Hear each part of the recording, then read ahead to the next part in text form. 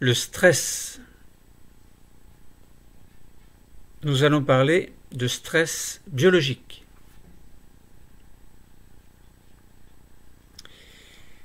L'étude des mécanismes physiologiques du stress met en évidence l'intégration des différents systèmes en jeu et enrichit la notion de rétrocontrôle que nous avons déjà vue dans les cours précédents. Nous allons essayer de comprendre, de voir cette vision intégrée des systèmes physiologiques qui permettent de maintenir des équilibres dans l'organisme.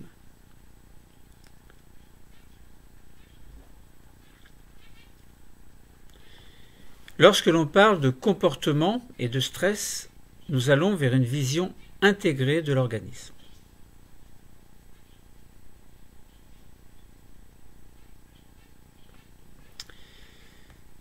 En effet, pour faire face aux perturbations de notre environnement, l'organisme est capable de s'adapter. Il dispose d'un ensemble de réponses adaptatives qui vont être rassemblées sous le terme de stress biologique. Donc ces réponses adaptatives vont permettre un comportement approprié à la situation qui nous embarrasse. Bien évidemment, le système nerveux est impliqué.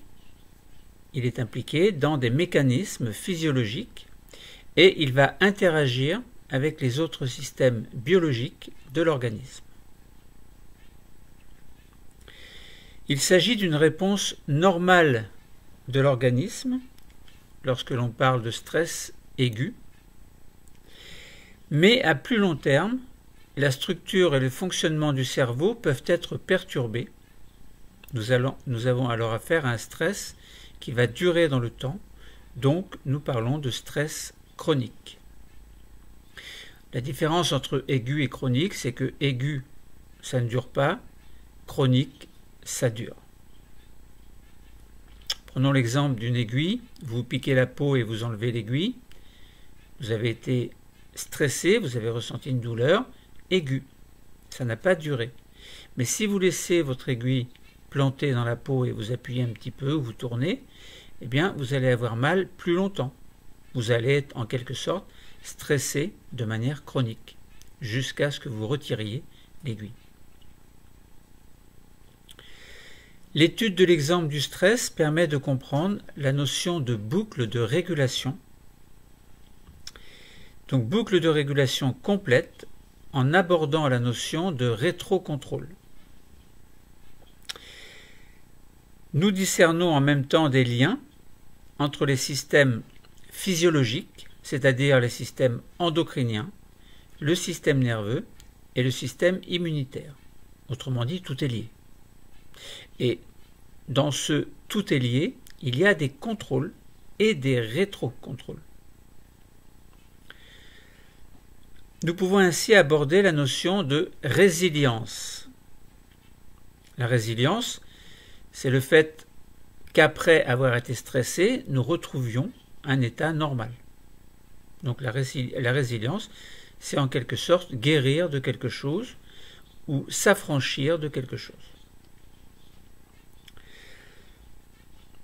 Nous parlerons également de danger de certains médicaments anti-stress et nous parlerons également d'existence d'alternatives face à ces médicaments, donc alternatives non médicamenteuses qui vont permettre quelquefois de gérer le stress. Autrement dit, dans cette résilience, il n'y a pas que les médicaments qui peuvent apporter une solution. Alors, quelquefois, les médecins n'ont pas le choix, mais si la personne est stressée, mais pas trop, ou alors a la capacité de faire cette résilience seule, eh bien, pourquoi pas?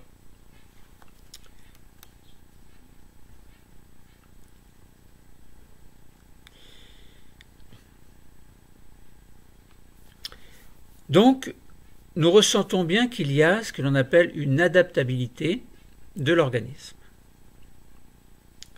Face aux perturbations de son environnement, l'être humain, l'homme avec un grand H, mais pas que l'homme, certains animaux également.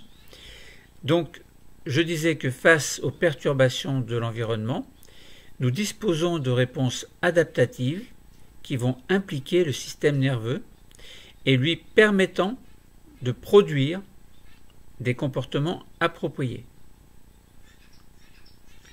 Donc, perturbation, le système nerveux intervient, certains comportements appropriés vont intervenir. Le stress aigu désigne ces réponses face aux agents stresseurs. La réponse de l'organisme est d'abord très rapide, ce qui signifie que le système limbique est stimulé. En particulier les zones impliquées dans les émotions telles que l'amygdale. A-M-Y-G-D-A-L-E. Donc comprendre cette adaptabilité de l'organisme, c'est aussi savoir recenser, extraire et exploiter des informations pour visualiser la libération différenciée dans le temps de l'adrénaline et du cortisol, alors nous allons en parler évidemment, et leurs effets. C'est savoir également interpréter des données d'imagerie médicale et ou d'électrophysiologie sur l'activité neuronale de certaines zones cérébrales en réponse à des agents stresseurs. C'est aussi savoir observer des coupes histologiques de glandes surrénales, savoir extraire et organiser des informations pour schématiser la boucle de régulation neuro-hormonale, savoir positionner sur un schéma bilan les interactions entre les trois systèmes nerveux, endocriniens et immunitaires, et savoir utiliser un modèle pour expliquer la notion de boucle de régulation neuro-hormonale et la notion de résilience. Donc beaucoup de travail. Alors, nous avons dit que l'adaptabilité de l'organisme est quelque chose qui va permettre de faire face à des perturbations provenant de l'environnement, mais quelquefois provenant également du corps lui-même.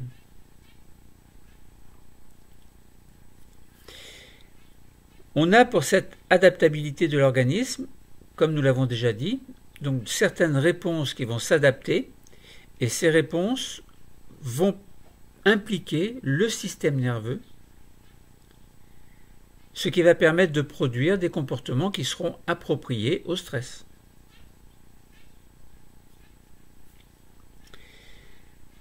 Et nous allons parler de stress aigu, évidemment, qui désigne ces réponses face aux agents stresseurs. Nous avons dit que dans le stress aigu, donc qui s'oppose au stress chronique, la réponse de l'organisme, elle est d'abord très rapide. Imaginons, vous voyez un lion. Vous avez le choix entre monter dans un arbre accessible à côté de vous ou aller vers le lion. Bien, vous allez adapter votre comportement pour que le lion ne vous mange pas. Donc vous allez monter dans l'arbre. Donc ça veut dire que vous allez avoir un comportement approprié et votre système nerveux va agir en conséquence. Donc dans un premier temps, lorsque vous voyez le lion par exemple, vous avez une action très rapide, le système limbique va être stimulé immédiatement et en particulier donc les zones impliquées dans les émotions telles que l'amygdale. Cela va avoir des conséquences. Quelles conséquences? Eh bien, la conséquence sera la libération d'adrénaline par une glande endocrine située dans la médulla du rein. Donc on dit que c'est la glande médullo-surrénale. Tout à l'heure, nous verrons qu'il y a une glande cortico-surrénale. médulo-surrénal. Cortico, ça fait un peu penser à cortisone. Bon, nous en parlerons tout à l'heure. Donc je répète que la première réaction rapide va être la libération d'adrénaline par la glande médulo-surrénale. Autrement dit, par une glande qui est située au-dessus des reins. Alors on peut se poser la question, que va faire l'adrénaline? Quel est son rôle? Puisque le corps, apparemment, il a l'air d'anticiper la réaction. C'est peut-être presque une réaction qui se fait sans la pensée, peut-être automatique. Donc l'adrénaline, elle va provoquer une augmentation du rythme cardiaque, une augmentation de la fréquence respiratoire et la libération de glucose dans le sang. Alors pourquoi, à votre avis? Le glucose est une source d'énergie. Lorsque le glucose est oxydé par le dioxygène, il produit de l'énergie. Donc ça veut dire que s'il y a une libération excessive de glucose, ça veut dire qu'il va y avoir une production excessive d'énergie qui va préparer l'individu à la fuite ou monter dans l'arbre, par exemple. Donc ça veut dire qu'on va avoir une activation des muscles qui vont s'activer. Pourquoi? Donc plus parce que il y a plus de glucose, donc plus d'énergie. Et pourquoi est-ce que le rythme cardiaque et le rythme respiratoire augmentent? Eh bien pour faire circuler plus vite le sang, parce que dans le sang, il y a un excédent de glucose qui va arriver aux muscles. Donc pour qu'il y ait plus de glucose qui arrive aux muscles, le cœur bat plus vite, la respiration se fait plus intensément pour amener en même temps que le glucose plus de dioxygène. Donc s'il y a autant de dioxygène que de glucose, dans ces conditions-là, la production d'énergie va être possible équitablement. Mais s'il n'y avait pas de fréquence respiratoire qui augmentait, ça veut dire que même s'il y avait suffisamment de glucose, il n'y aurait pas suffisamment d'oxygène. Donc ça n'irait pas. Donc lorsque vous apercevez un lion, par exemple, lorsque vous êtes stressé par quelque chose, les glandes médulo-surrénales sécrètent de l'adrénaline qui va provoquer l'augmentation du rythme cardiaque, de la fréquence respiratoire et permettre la libération de glucose dans le sang. Alors tout ça, ça paraît logique. Bon, maintenant les facteurs de stress ne sont pas toujours des lions. Alors une autre conséquence des agents stresseurs au niveau cérébral est la sécrétion de CRH par l'hypothalamus. Cortico-releasing hormone. Autrement dit, une hormone qui va permettre la libération de cortisone. Donc ça veut dire que vous avez un agent stresseur qui est perçu visuellement, par exemple, mais ça veut dire qu'il est perçu également au niveau du cerveau, puisque le cerveau intègre les informations visuelles. Donc ça veut dire que le cerveau, il sait que quelque chose se passe. Et qu'est-ce qui va se passer au niveau de l'hypothalamus? Eh bien, il va y avoir sécrétion de CRH, Cortico-releasing hormone. Et cette CRH, sécrétée au niveau de l'hypothalamus, qui est situé sous le thalamus et avant l'hypophyse, donc il fait partie du système nerveux, eh bien le CRH,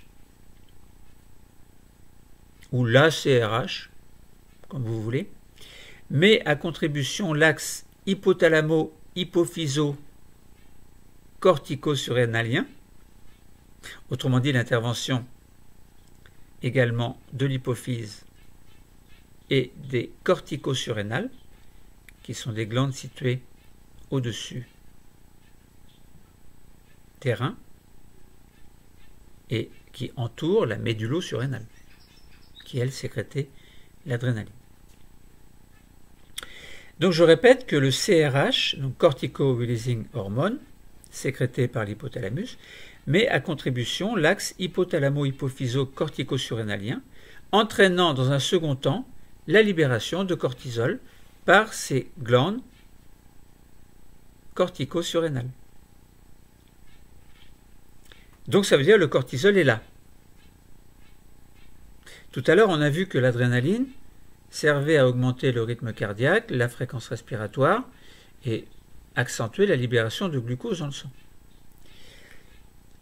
Le cortisol, lui, qu'est-ce qu'il fait? Eh bien, le cortisol, il va favoriser la mobilisation du glucose. Et il va inhiber certaines fonctions, dont le système immunitaire. Alors, ça, c'est embêtant. Bon, maintenant, c'est à court terme. Donc, ça veut dire que l'adrénaline a son rôle, le cortisol a son rôle, mobilisation du glucose pour le cortisol, et inhibition de certaines fonctions dans le système immunitaire. Autrement dit, le cortisol sert à mobiliser le glucose. Donc ça veut dire que d'autres fonctions vont être ralenties, en quelque sorte, pour mieux favoriser l'utilisation du glucose, qui, grâce à l'oxygène, va produire de l'énergie. Donc c'est intéressant quand même. Le cortisol va exercer en retour un rétrocontrôle négatif. Pourquoi? Parce que s'il y a beaucoup de cortisol qui est produit, c'est pour s'adapter au stress, à un stress spécial. Mais une fois, par exemple, que le stress n'existe plus, il n'y a plus besoin de cortisol. Donc ça veut dire qu'il ne faut plus que les glandes médullosurrénales, corticosurrénales, pardon, il ne faut plus qu'elles sécrètent de cortisol. Donc lorsqu'il y a du cortisol en excédent, qui circule dans le sang, il arrive à un moment donné ou à un autre par le système sanguin, au cerveau, donc au niveau également de l'hypothalamus, qui ne va plus sécréter la CRH, et donc plus de cortisol, puisque ce CRH, qui met à contribution l'axe hypothalamo-hypophysaire et cortico-surrénalien, eh bien, va faire en sorte que le cortisol ne soit pas produit par les glandes surrénales. Donc ce cortisol va bien exercer en retour un rétrocontrôle négatif, c'est-à-dire empêcher la nouvelle biosynthèse de cortisol, donc sur la libération en fait du CRH. Donc le rétrocontrôle négatif a lieu en empêchant la CRH d'être produite par l'hypothalamus. Donc ça va favoriser le rétablissement de conditions de fonctionnement durable, et on est dans le cas de résilience lorsque le rétrocontrôle se fait. Parce que imaginons que le stress se poursuive, ça veut dire qu'on aurait toujours besoin de cortisol. Mais s'il n'y avait plus de cortisol, il n'y aurait plus de mobilisation de glucose. Autrement dit, on serait devant le danger, on serait comme immobile, incapable de se déplacer parce qu'il n'y aurait plus assez, on ne pourrait pas mobiliser le glucose. Donc on ne pourrait pas produire d'énergie et les muscles de ce fait-là ne pourraient pas fonctionner. Donc on sera en quelque sorte paralysé. Bon. Donc ces différentes voies physiologiques sont coordonnées au sein d'un système qualifié de complexe et qui permettent une adaptabilité de l'organisme. Donc là, on a vu que on parlait de stress aigu, d'agents stresseurs, par exemple, nous, c'était le lion. On a parlé de l'axe hypothalamo-hypophyso-cortico-surrénalien, on a parlé de CRH, d'adrénaline, de cortisol, de rétrocontrôle et du système limbique, en fait, qui est formé par l'amygdale et l'hippocampe.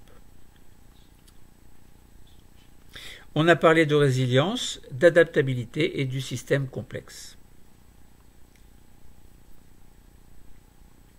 Donc l'axe hypothalamo hypophyso-cortico-surrénalien. Voilà, c'est un système complexe parce que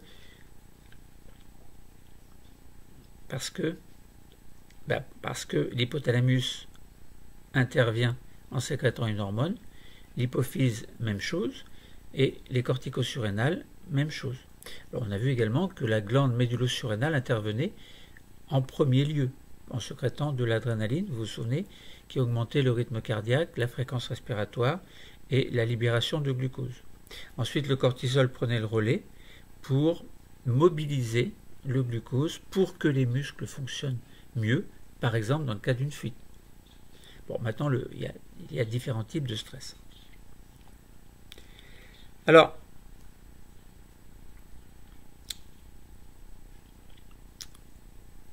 il faut distinguer la notion d'adaptation évolutive et celle d'adaptabilité physiologique, qui implique un ensemble de réponses adaptatives de l'individu à des variations locales de l'environnement. Parce que, en fait, on n'a pas que des situations de stress, mais il faut que l'organisme adapte son comportement à ce qui se passe dans l'environnement. C'est une multitude de petites adaptations qui ne sont pas forcément du stress, mais qui peuvent le devenir. Si par exemple vous marchez tranquillement, vous vous promenez, eh bien il faut qu'il y ait une mobilisation de glucose quand même pour faire fonctionner le muscle. Donc il faut qu'il y ait un équilibre entre le fait qu'il faut une sécrétion d'adrénaline en petite quantité, de cortisol en petite quantité également. Il faut qu'il y ait donc du glucose libéré, mobilisé, et puis vous adaptez votre comportement à la marche que vous avez envie de faire. Mais si pour une raison ou pour une autre, brusquement vous voyez un lion arriver, je ne vais pas répéter, mais vous avez compris que l'adrénaline entre en jeu, le cortisol, la sécrétion de glucose, la mobilisation du glucose, et vous montez dans l'arbre. Et puis vous attendez que le lion parte. Donc là, on n'a pas détaillé les mécanismes qui expliquent l'effet inhibiteur du cortisol sur le système immunitaire. Dans l'étude des dimensions multiples et liées au stress, on évoque le fait que de nombreux facteurs peuvent intervenir, et ces facteurs peuvent être psychologiques, sociaux, émotionnels, génétiques également. Donc dans cette réponse physiologique de l'individu, bien entendu. Donc sans chercher à développer ces facteurs, on peut se sensibiliser au fait que des variations inter-individuelles peuvent avoir des origines multiples. Alors, si les agents stresseurs sont trop intenses, que se passe-t-il?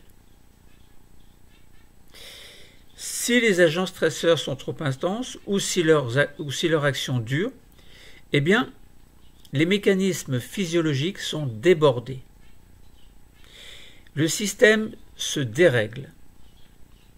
Et là, on bascule du stress aigu vers le stress chronique. Ça veut dire que ce stress continue, il se poursuit, il n'arrête pas. Si vous êtes bien et puis un jour pour une raison X, vous rentrez en dépression et vous n'arrivez pas à vous en sortir, eh bien là vous êtes vraiment dans le stress chronique. Ça veut dire que ça dure. On a bien de l'adrénaline, du cortisol qui vont être sécrétés, du glucose, mais vous n'y arrivez pas. Le stress chronique s'installe. Ce stress chronique peut entraîner des modifications de certaines structures du cerveau, notamment le système limbique et le cortex préfrontal. Il y a ce que l'on appelle une certaine plasticité qui est dite mal adaptative. Ça veut dire que l'adaptation ne va pas se faire dans le sens on va aller mieux, mais l'adaptation se fait dans le sens on ne va pas aller mieux. Donc c'est une maladaptation qui va se traduire par éventuellement des perturbations par exemple au niveau de l'attention, au niveau de la mémoire, au niveau de performance cognitive également. Donc il faut savoir interpréter des données cliniques et expérimentales montrant des effets du stress chronique sur la structuration des voies neuronales. Il faut savoir interpréter des données médicales et d'imagerie montrant les effets possibles du CRH, vous vous souvenez, Cortico-Releasing Hormone, sur l'amygdale et l'hippocampe, autrement dit le système limbique, à long terme. Et il faut savoir recenser et exploiter des informations sur ce mode d'action.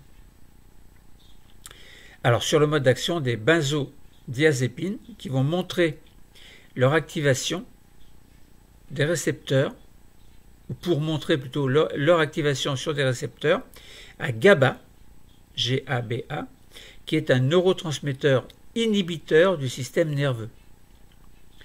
Et leur effet mieux relaxant évidemment et anxiolytique de ces benzodiazépines. Alors là vous voyez on est dans la prise de médicaments. Si on peut l'éviter c'est mieux, mais bon, quelquefois c'est pas possible. Donc essayez d'être capable également d'utiliser un logiciel de modélisation moléculaire pour illustrer la complémentarité entre une molécule et son récepteur. Clé serrure en fait. Essayez de savoir concevoir et ou mettre en œuvre une démarche de projet visant à élaborer un protocole pour tester l'effet de certaines pratiques alternatives, par exemple des mouvements respiratoires. Quelquefois ça peut suffire à enrayer un stress chronique. Bon, c'est pas si simple. Donc à court ou long terme, et savoir en analyser les limites et comparer à un corpus de données scientifiques les données que vous allez vous-même trouver. Donc tous ces dérèglements engendrés par le stress chronique vont engendrer diverses pathologies qui vont être traitées par des médicaments lorsque l'on n'a pas le choix. Donc l'effet des médicaments vise à favoriser évidemment la résilience, c'est-à-dire revenir à un état normal, donc l'état qui était avant le stress chronique. La prise des médicaments, comme par exemple les benzodiazépines, dans le cas de l'anxiété, doit suivre un protocole rigoureux afin de ne pas provoquer d'autres perturbations, notamment une sédation et des troubles de l'attention. Certaines pratiques qui ne seront pas médicamenteuses sont aussi susceptibles de limiter les dérèglements et de favoriser la résilience du système qui s'est mis hors norme, en quelque sorte, à cause de la maladaptation. Chaque individu est différent face aux agents stresseurs. Vous avez peur du lion, mais peut-être que votre voisin n'a pas peur du lion. Bon.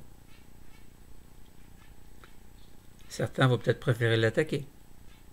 Ou lui faire peur, ou fuir plutôt que de monter dans l'arbre. À chacun sa stratégie. Donc chaque individu est différent face aux agents stresseurs, le stress intégrant des dimensions multiples et dimensions multiples liées entre elles en plus. Donc nous avons parlé de stress chronique, du système limbique, c'est-à-dire de l'amygdale et de l'hippocampe, du cortex préfrontal, de la plasticité du système nerveux et de la résilience.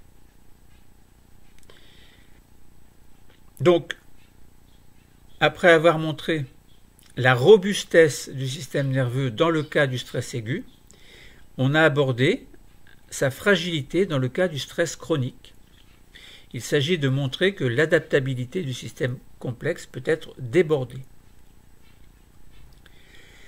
Alors, vous avez été sensibilisé aux risques liés à la prise sans contrôle médical de médicaments qui vont agir sur le système nerveux et vous allez pouvoir présenter l'existence d'alternatives, donc y réfléchir en tout cas, non médicamenteuses, lorsque c'est possible, c'est mieux. Donc, pratiques non médicamenteuses qui vont favoriser par exemple le sommeil, le contrôle de la respiration, la détente musculaire. Et tout ceci va permettre une meilleure gestion du stress de manière plus ou moins personnalisée, alors avec de l'aide quelquefois de professionnels. Donc vous allez pouvoir ressentir, acquérir une certaine maîtrise pour une meilleure gestion du stress. Par exemple, dans le cadre de la vie quotidienne, ça peut être le cas des examens qui vous stressent, apprendre à gérer son stress.